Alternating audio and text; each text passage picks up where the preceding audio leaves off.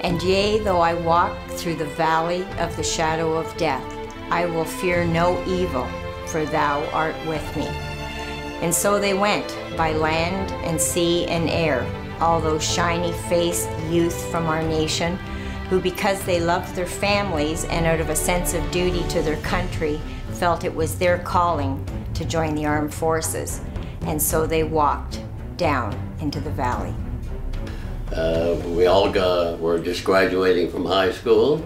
We all were looking and got our first job, and then the war came on, and so what it was is all us young men decided we're going to volunteer and do our duty for our country. And our pay from the Army was $40 a month plus keep, which was better than the $40 a month we made working.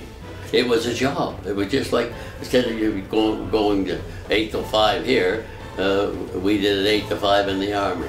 All the training I got was maybe 2 weeks, and they put me through a gas chamber, and that was terrible. Mustard gas. They made us go in there and then take the mask off, and you come out and you're crying. It was terrible. Then within 2 weeks, I'm gone overseas. We, Signal Corps, who'd never had any training in firing a gun or anything, we all, and there was 500 of us in my outfit, and we all took rifles with us, and then the British asked us for the rifles when we got off the ship up in Guruk, and we turned the rifles over to them, and they in turn gave them to the people that were parading around England with the wooden rifles. We built mock tanks and mock trucks and mock this and mock airplanes, and we blew them all up and put them down in Kent. That was for them to look over and see, oh, yeah, those people are prepared for us. Right. Whereas as far as I'm concerned, England was sitting ducks in 43 and 44 for an invasion, but it never came off. I trained in England for 4 years, I guess, before I went over to France to fight for that year. But we used to climb poles. We used to, and then they said, no, you can't do that because the wood's scarce in England, so we had to use ladders. So we were carrying ladders all the way through London and in England, training and you know, and doing that. We actually worked for the GPO, which was the Bell Telephone Company. I got to be very good at what I did. I mean, I was taught, they tried to teach me how to do did-it-dot-dot, did-it-dot-dot, and that's the Morse code. I didn't like that, so then I learned how to climb the poles and do the wire and that. So I learned how to lay lines of communication, how to hook up switchboards and how to build these. And I built 3 special vehicles that we used during the war, TEVs, telephone equipment vehicles. And I met Betty in a little town, Weybridge, and I met her at a dance, and of course she was up dancing with a fellow, and I said, oh boy, nice looking girl, I'm going to get a dance. So Were you a good dancer? Yes, I was. Good. I went and cut in. Yes, they did teach me to dance when I was 16, so I could dance good. So I went to this dance hall, and I met her, and I cut in, and I said, oh, that's your boyfriend, and of course she said, no, that's my cousin. And I thought, oh, that's a big lie. Anyway, so I asked her for a date, and she said, well, you know, up there, the little town Cove, there's a canal there, and there's a bridge going over the canal. Well, I will meet you on that bridge. So anyway, I'm standing over there in the pouring rain. Betty's standing back there with her sister, and they're looking, and the sister said, Edith says to Betty, oh, look at that poor Canadian soldier standing over there waiting for his date. Oh no, I don't want to go with the Canadian soldier. I'm not going over there. No, you can't leave him there. You go over and bring him back here. We'll give him a cup of tea, and then we'll send him on back to his camp. And of course, from there it went to we eventually got married. We got married in Addlestone, a big church, eh? Oh, really, I should have waited till after the war and then gone back and married her. But I married her on March the 4th, 1944. Then I went on the invasion on 5 days after June the 6th, about June the 11th. Love, there was no boundaries, That's and you don't even think of that. I mean, I'm only thinking of this in hindsight, but no, you don't even think of that, about being get killed. You're not going to get killed, nothing's going to happen, you're going to be coming back and see your wife. This was the way we all got married. She had a job. She worked for Ferry Aircraft on the south coast there. She had a steady job in an aircraft factory. Then people made the flying boats.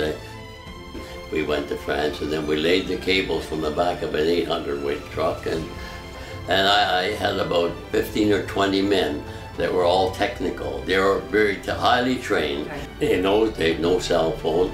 It was wire, so we had to lay wire in the ditches, rows and rows, and then the shells would come over and bomb them, and then we'd have to go up to repair them.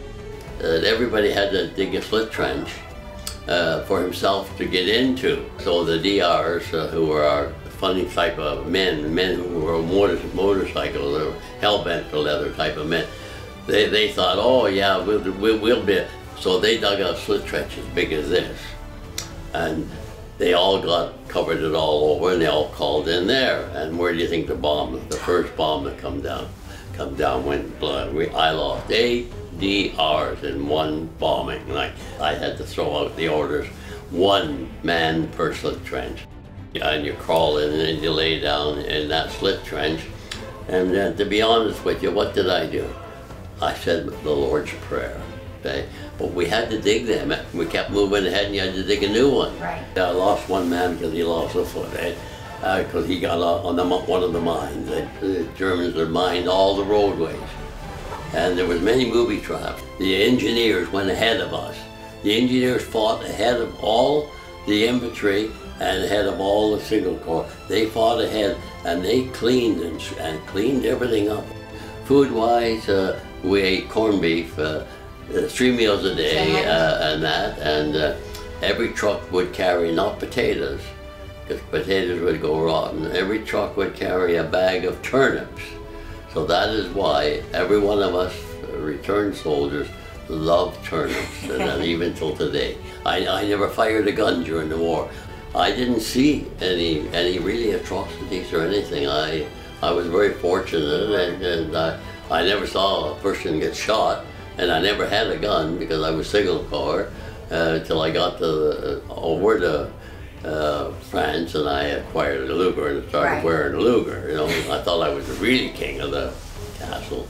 And it took 11 months, as I told you, to go all the way from France and end up in Germany. And then I had come back after entering Germany. I come back and lived in Holland for 4 months after the war. I think the dear Lord held my hand all the way for those those were not 11 months. I think He held my hand. I came back to England, and of course there was no ships to bring the war bride, so we had to all say goodbye to our wives, and we all went back and were repatriated. Like, I came home in December and was discharged from the army, and now I didn't see Betty until the next June. That's when they started, and that was in '46. So the government gave me $2,000 gratuity. I have to say this about the Signal Corps. We learned a trade in the Signal Corps. All my men learned a trade. We learned many trades, whether it was climbing up poles or lines of communication, or fixing phones, or doing it. So the Army did give me a opening for a job when I got here. So I got discharged on December the 7th, and on December the 8th, I started right to work. We had a certain discipline because we'd been in the Army, and that was really the type of person that they wanted to hire instead of the man off the street. And so 90% of us that came, I was in, as I say, the Signal Corps. So those men went to the hydro or went to Bell Telephone, and then my uncle was the business agent for the elevator business, so I went right into the elevator business. And when I come home from the war, I got involved with the 50th Signals, and we had reunions for 50 years. The medal here, I'm very proud of this medal, and this is the one that the Dutch government gave us when we went back to Holland when they had that big reunion. I couldn't go there because Betty had 5 strokes, so I had to stay and look after her. But I would love to have gone back because they love us in Holland. This one here is for victory in Northwest Europe. This one here is for victory in France. This one here is the defense medal. This one here with the clasp. Right. The clasp is very important. You see a lot of the boys don't have the clasp. This one says I volunteered. The one that were conscripted doesn't have that little clasp on it. And then this is the victory medal. I would do it again. I still think about that 800 miles. Yep. I think about those 11 months. There's not one day that I don't think about that, really. And I visited every graveyard. I've been back over there many times. I really upset in 2000. I think it was 3 I was there the last time in the graveyards in France and all that. And it was upsetting to see the ages of all the boys that were killed. And they were all young, 18, 19, 20, and 21. The world will not be destroyed by those who do evil, but by those who watch them without doing anything.